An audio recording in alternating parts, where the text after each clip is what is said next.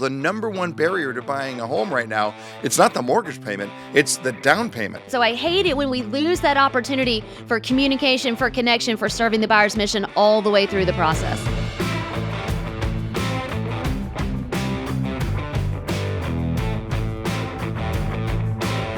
Welcome, everyone. Welcome to the Builder365 podcast. I'm Jeff Shore. We're here to talk about all things home building, the industry that we love so very, very much. So happy to have you with us. We're going to bring you some insights. We're going to listen to some really, really smart people. We're going to learn from some of the brightest minds in the business and maybe even give away some stuff here and there. We'll see how it is. Mostly we'll laugh. We'll have a lot of fun. This is our opportunity really to celebrate this business that we just love, that we're hooked into, that we just appreciate. We want you to have the opportunity here just to sort of slow down, chill out, grab a cup of coffee. We're always going to keep it casual on the Builder365 podcast. And a special welcome to those of you who were fans of the Buyer's Mind podcast. We had shelved that back in COVID when we decided it was a drive time podcast, and then people just stopped driving. We're happy to be back. That's the problem with the drive podcast. Yeah, it really, really is. And so we shifted over to YouTube because that's what everybody started doing. They started watching YouTube. But we're happy to have you. We're going to have a great time. And say hello to my good friend and Shore Consulting compatriot, Amy O'Connor. Hey, Amy. Hey, everyone. Good to be here. Yeah, no, I'm excited. Amy and I, you and I have known each other for a lot of years, and I think one thing a lot of people who know the Shore Consulting family may not be so much aware of, we don't get to hang out together all that much, right? So not hardly at all. And I have people who think that I talk to you on the daily, and I just let them think that because I think it makes them feel good. They love that we have this like camaraderie. But there'll be times where you and I get busy. We don't talk and definitely don't see each other in person hardly at all. Right, it's true. And so when we do get together in person, well, there's probably a Waffle House out there somewhere. Only if there's hash browns. Well, that's fair enough. I'm the hash brown guy as well. So Amy and I are partners in food as well. We tend to like a lot of the same things. Hey, listen, you can listen to the Builder365 podcast just wherever you stream your podcast. But now starting with this podcast, you can also watch on YouTube. So for those of you who are listening right now, start watching. Yeah, sure. You can hop over and see what we look like. Right now, for those of you who are only listening right now, for example, I'm wearing a gold lame polo shirt and Amy is in her queen's robe. And by the way, Amy, it looks really good on you. Well, I have to say, red is my color. Well, there you go. There you go. The tiara is a little bit over the top, but whatever. Yeah. You got to dust it off when you get the opportunity. Never miss an opportunity to wear a tiara. That's what I say. Sure, of course. There you go. There you go. So if you're listening and not watching on YouTube, you're missing out. Listen, I also want to thank our partners on this podcast, and the Builder365 podcast is exclusively sponsored by Opendoor for Builders. Easy sales, smooth moves. With an Opendoor cash offer, builders can give customers a simple, certain selling solution so that they can get into their home with speed and with ease. Customers can close in as little as 14 days, and then they can move on their schedule. No stress, no hassle, completely seamless. Opendoor's flexible closing timelines help provide builder customers with a better moving experience so they don't need to worry about construction delays and double moves and mortgages. Gone are the days of stagings and showings and repairs. Opendoor will do the hard work so your customers can sell quickly. You can create your own personal link through Opendoor, which your customers can then use to get a free offer. Once they decide to sell to Opendoor, you can track the progress of their home sale while helping them get into their newly built home on their ideal timeline. Get started today at opendoor.com/builder365. Now, the offer eligibility varies. The ability to close in 14 days is going to vary by market, and a fee may apply for closing dates longer than 90 days. Opendoor for builders, easy sales, smooth moves. Amy, how much do we love Opendoor? Oh my gosh, beyond. I mean, what a program. I just can't even gush enough about how great it is to be able to partner with them, and the things that they do for our homeowners and our home building partners is truly astounding. And not just for the homeowners and the home building partners, but for Jeff Shore. I am an Opendoor user. I've sold Yes. 2 homes to Opendoor. Yes. Easiest transactions ever. I Let's don't know if they'll talk buy about my what's. 200-year-old farmhouse. Is there limits on what they'll buy? I think maybe 200 years is too much. I don't know. They might buy a 200-year farmhouse. They may not buy your 200-year-old farmhouse. You That's may the only not. question right there. We'll have to talk yeah. to him on the side. All right, fair enough. Hey, just a few random notes here on this inaugural podcast right here. First of all, I am so thrilled. It is National Fresh Celery Month there. Yay, celery! Yeah. Hey, hold on a second. Nolan, can you drop in like some cheering sound effect right there? It's National Fresh Celery Month. Are we in or are we out on celery there, Amy? I'm in. I'm all in on celery. I do. I love celery. And it's surprisingly brilliant, but still delicious. I was in a training class the other day, and I don't know why I've never seen this before, and I got way more excited than I needed to be. But as the midday snack, there was little celery sticks and little things of peanut butter, and you would have thought that they were serving gold coins. I was excited. I love it. It's a great snack. Love it. It's also National Pickleball Month. Have you tried the phenomenon that's sweeping the nation, Amy? I have not. I think there's an age limit that I fall under. I don't think I'm allowed to play pickleball. Hey now. No, there is. Now, I've seen actually televised pickleball, and those people are younger, but it is true. I think it does. It's when I first said, what is this pickleball thing? Somebody said it's tennis without injuries, which I thought was a nice way to describe it. That sounds appealing. But a quick shout out to all of our friends out at the Villages in Florida, where I have been many, many times working with their team. And there are pickleball courts all over the Villages. I bet. They take it very, very seriously. Oh, I bet. I bet there's a schedule. I bet it's hard to get your pickleball slot time. I bet it's tough to get in there. But Jeff, do you know? Oh, that's true. It's the middle of Florida. If you want pickleball slot, just get it in mid-August. I guarantee you there'll be an open wide open. Yeah. Now, Bill, Paul, do you know where the name pickleball came from? I do not. This is great trivia. See, this is why you tuned into this podcast, because you don't know. Come on, listener. You don't know. They're sitting there thinking, "Oh, I know you." I don't think you know. I'd love to. I wish we had a chat box where I could tell you to chat in your answers right now. Let me test the audience. Well, there's a lot of theories out there, but the one that holds the most weight is that pickleball was named after Pickles the dog, which was one of the inventors of pickleballs. His dog was named Pickles and used to run around and catch the balls. And so there you have it. Pickleball. Okay, all right. Well, I mean, listen, it worked. We got to give the guy credit. It worked. So there you go. Yeah. All right. Also in top stories, Jeff's hockey team, the Assassins, beat the Sons of Slapshot by a score of 4-1 on Thursday night. So there you go. I know everybody was waiting. Hey, Jeff, how did you do against Sons of? We won 4-1. So I've been getting emails. Yeah. Please tell me Jeff's going to talk about his hockey score. They've been just pouring in. There you go. How about some actual home building industry stuff? Let's talk a little bit about 3D printed homes. So cool. Yeah, it really, really is, and it's here. It's happening now. There's actually a community that Lennar is building just outside of Austin, all 3D printed homes. I haven't seen it yet. The next time I'm in Texas, I definitely want to take a look.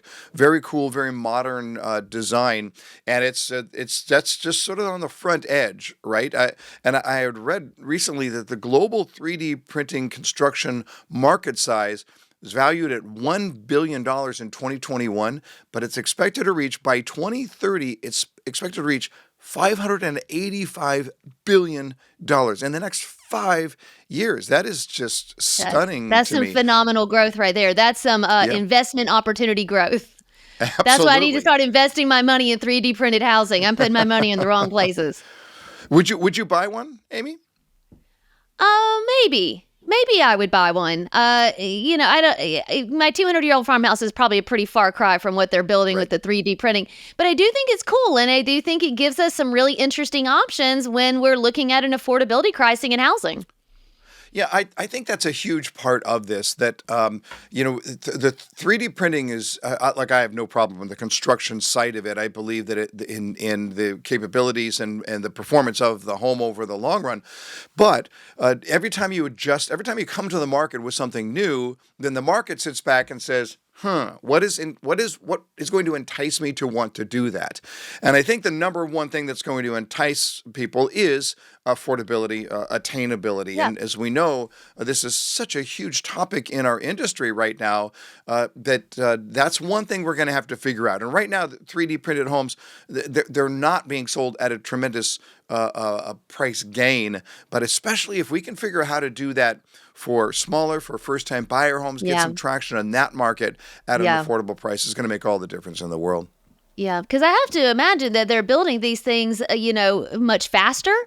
We can lower the cost from a timing perspective, from a materials perspective. It's much more predictable. I'm assuming it's, Right. something that you just sort of put together on site. You're not having to do the stick build and all the things that come along with that. I have to imagine that there's a lot of cost benefit to building a home with this. Yeah, there's no question. And when you look at the price breakdown when it comes to building a home, the number one cost in your construction is framing and roof, right? It's about Yeah. 15% of the entire cost. So if we can take down the number one and drop it substantially, that's going to be the critical issue. So we'll be talking more about that. Attainability and affordability is going to be a huge topic on the Builder 365 podcast, and largely because Amy and I, for certain, are convinced that this is a problem right now that is not getting enough national attention. It is to some extent inside the industry, but people aren't talking about it outside the Yeah. business, and we have to be prepared for this because we got a whole lot of people that need homes, and we cannot build them fast enough and, more importantly, affordably enough to be able to get people into homes. It's so true. It's so true. Yeah.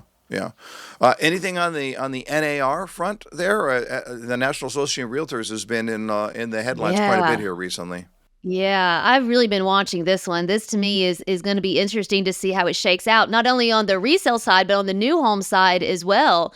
I mean, there's a lot of talk, and most of the articles really focus on what does this mean for people who are buying a resale home, and what does that mean for the fees and, the seller's fees and that kind of thing. But it's interesting to watch it on the new home side and kind of see what my clients are talking about as far as how does this reset how they paid their realtor partners. Do they need to rethink maybe what was an old structure or some, antiquated processes? And they're looking at it and saying, does this still make sense? Does this percentage still make sense? Should we even be paying a percent? Is there a flat fee here? I even talked to one builder that was saying, well, maybe not all realtors are created equal. Maybe you pay some at one level and some at a different level. I think anything is up for game here right now. And I think that most people, and you said this a little while ago, Jeff, is they kind of sit back and they watch to see what everybody else is going to do. And there's going to be a couple front runners here in this conversation that really are going to set the pace for everybody else. Most of the builders, I think, are going to sit back and watch what some of these front runners do and then follow suit when they find something that works. It's probably a good strategy, at least in my opinion. I'm a free market guy. I'm an Adam Smith guy, right? You got the invisible hand that we remember studying back in business school. The market is always going to figure it out, and so sitting back and watching what happens is probably not a bad idea. It's interesting. I was having a conversation with a real estate resale broker in Jacksonville. You know Howard Flashen, right? You remember Howard? I do. Howard reported to me. How about that? So he was formerly in new homes, and then he opened up. Yes. He has a very successful realty operation in the Jacksonville market, Roundtable Which Realty I take in full credit Jacksonville. for. You as well. You should. Very much the It same was way because of me he's had this tremendous success, is the way I like to think about it. And that's fine. Just as I take credit for making you everything you are, and there's probably somebody out there doing that for me too. So that's fine. Yeah, there's a chain here. But I was talking to Howard about it, and he said he had an interesting take on this. He said, look, buyers have always paid a commission, and they know that. They know that they have paid the commission in the form of a higher price because it's being wrapped into the seller's commission first. But buyers already know that. They know that the price is higher because of that commission. The problem that we see here is not that there's this issue of greater transparency. That I'm not suggesting that's not an issue, but Howard said the issue is that buyers just don't want to pay it up front. If you look at how expensive homes are and how difficult, the number one barrier to buying a home right now, it's not the mortgage payment, it's the down payment. So if you have a buyer who's struggling to come up with the cash out of the pocket, then how are you going to lop on top of that 1 or 2 or 3% to pay your agent as well? And that's the one that we have to figure out. Howard also made an interesting point here. There's going to be a restriction on the MLS, on the multiple listing service, in regards to what you are going to disclose there. So you can't look at it and say, hey, this is what you're going to get, buyer's agent, if you bring them here. Right. But it just means that a buyer's agent is going to go on the MLS, say that's an interesting house. Then they're going to pop over to the builder's website or the seller's website. There's no restriction there on what they can say. It's just going to add an extra step. So there's a lot of this going on, and I just think it's going to take a little time for the dust to settle. Yeah.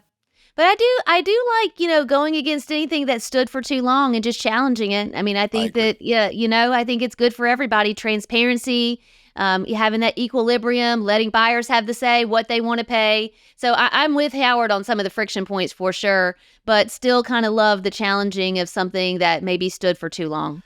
Yeah, I agree. And look, as a builder, there are times when it would drive me nuts knowing that I was paying a realtor. Okay, I was paying a 3% buyer's agent fee, right? And I knew that realtor was pulling up to my homes, my brand new homes, sitting in the car with their customer and saying, now listen, my job is to take this builder for everything they've got. And, know, and you and I have seen the behavior of some realtors who are just mean, who will bash the builder, and we're paying them to do that. So, yeah, I agree with you. Something has to be challenged here. Now, of course, that's not what happens with the best relationships that builders have with brokers, but with a lot of realtors, it's crazy. It's kind of insane. So, yeah, let's see how this works out. Yeah. We love this industry so much, you and I, and we've talked about this many times, Amy, how passionate we are about this business. We just can't imagine doing anything else. We also know that we love the industry, except when we hate the industry. That's so true. That love-hate, that tension. That love-hate tension that comes up. Absolutely. Yeah. So let's have a little fun with it here. Let's talk about something we love and something we hate. You go first, and then I'll jump in. Let's go back and forth and see how this goes. Something we love about the industry, something we hate about the industry. All right, let's see here. Something we love. Oh, well, we love writing contracts. Right? Nothing happens until the sale. So boy, do we love writing that contract. But then I would say we hate then having to take that buyer through the mortgage process, especially right now with the interest rates being a little higher, that payment coming in as a bit of a shock maybe. Then you start to add on taxes and fees and homeowner dues and all these kind of stuff. And that number creeps up pretty quickly. And the friction that causes the buyer and the heartache, man, that can be a tough one. I will go with, we love the fact that houses are cool. And they are. Cool. They're very cool. We hate the fact that houses are really expensive. We wish that it were available to more people, but they are very, very cool. What else? What else you got, Amy? Let's see. I absolutely love working with salespeople and doing sales training.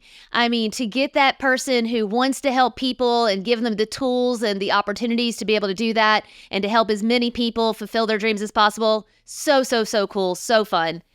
Yeah. And then I hate that a lot of times when I'm working with a sales team, I don't really have a lot of access to the rest of that company. And so you got one department who gets really well trained in the buyer's mission, and then the rest of the company doesn't really have that connection. So I hate it when we lose that opportunity for communication, for connection, for serving the buyer's mission all the way through the process. Yep. Love it. All right. You talked about the sales department. Let's talk about the land department. We love land acquisition. We just think it's so fascinating. And I've heard it so many times. I want to get into land acquisition. I love what I'm doing, whether it's, construction or ops or whatever it is, but I want to get into land acquisition. It's just really cool. Now, what we hate are restrictive municipalities, right? Those towns and cities that just layer restriction on top of restriction and make it really, really difficult for us to build homes and certainly to do it, or to buy land and certainly to do it affordably. Yeah. All right, give me another one. So true. It's so true. Let's see. Well, a little bit of a dovetail on the one you just did. We absolutely love new communities, right? The times where we can get it through the municipalities and we get that land and we're creating the community and we're doing maybe new product and we have the beautiful fresh signage and the salesperson that's so excited. I mean, all these great things, everybody's excitement. We throw a big party. But then I hate all the details that happen afterwards and all the little things that can go wrong and all the minutia that we have to follow up with. And, maybe it didn't get as much volume as we wanted right out of the gate. And then all the things that we have to do to fix a new community that doesn't go well. Man, I hate that. Yeah, right. One of the things that I think we really love about the industry is the constant innovation, that we're constantly having to adapt and adjust, and then to see, well, how this code is changing over here and the buyer demand is over here. So there is a constant innovation. I think what we hate is the fact that as an industry, we're still pretty far behind. I think there are a lot of builders out there sadly, that still think they're cutting edge. They think they're cutting edge because they have a USB port next to an outlet in the kitchen. That's not cutting edge, folks. No. We've still got work to do to catch up there. Give us one more. Talk to them Amy. about Chat GPT and then watch how their heads spin around. Exactly. Yeah. Give us one more. Love traffic coming in the door. Get so excited for that fresh new up and all the possibility that brings. And then, man, we hate it when we lose that sale to the competition. I mean, they go out there, they cheat on you. You gave them your best. You gave them all you had. You loved them at the most. And then they go and they buy somewhere else. Man, I hate that. Yeah, absolutely. I'll do the last one. We love that what we do in this industry matters, and there's no hate to that. We love that what we do matters, and I don't care what you do. If you're sweeping out a home at the end of the day that's under construction, if you're running a division for a big builder, if you're a startup over here, if you're making sure that subcontractors get paid, if you're an internet sales counselor who's getting people started for the first time. What we do matters. And that's just the great thing about this industry. It matters, and it will always matter for sure. All right, here we go. Heading into the home stretch here. Amy, do you want to read our sarcastic quote of the day? We'll throw in a sarcastic quote of the day from time to time. Let's do our sarcastic quote of the day. You got a great one there from Lily Tomlin, right there? Oh, yeah. And I am going to read it so I don't butcher it because it's so good. I always wanted to be someone. I guess I should have been more specific. From the philosopher Lily Tomlin, I always wanted to be someone. I guess I should have been more specific. And I'll give you the non-sarcastic quote of the day from Stephen Pressfield. A child has no trouble believing the unbelievable, nor does the genius or the madman. It's only you and I, with our big brains and our tiny hearts, who doubt and overthink and hesitate. So there you go, a little challenge to think big in our big industry. Well, we're wrapping up episode number 1. We want to encourage you, please, if you enjoyed this, share. Please. Let other people know. Post it on your channel. Send it to other people in your organization. It doesn't matter what department you're in. We want this to be a podcast for anybody in the home building industry. So consider sharing that. And this first episode, no guest here. We just wanted to sort of get you started. But we're going to talk to some fascinating people, including on episode number 2, a legend in the home building industry, someone who has started and sold a few different home building companies over the years. He has mentored more people than I could possibly count, including Jeff Shore. He is just one of the heroes in the industry, a really good and very funny guy. You're going to love talking to Larry Webb. And so we'll bring Larry on for the next episode. It's going to be great. Amy, episode number 1. In the books. What do you think? We did it. We did it. We did indeed. Hey, thanks everybody for joining us here on the Builder 365 podcast. We'll see you next time. Bye-bye. Thanks, everyone.